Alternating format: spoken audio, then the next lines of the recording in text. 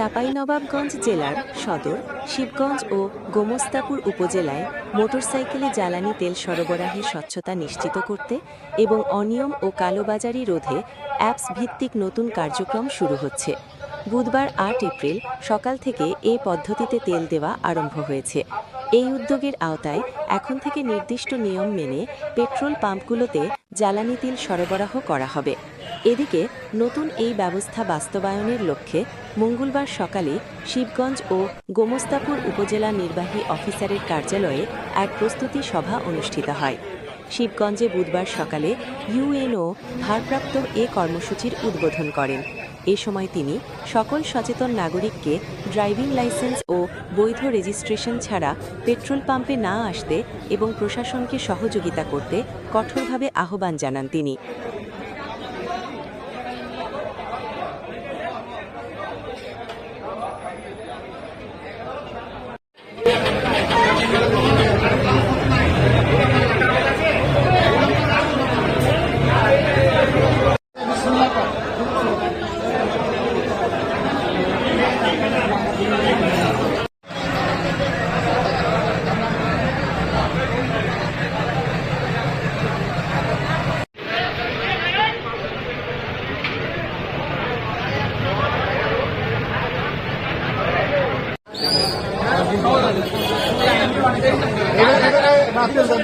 এটা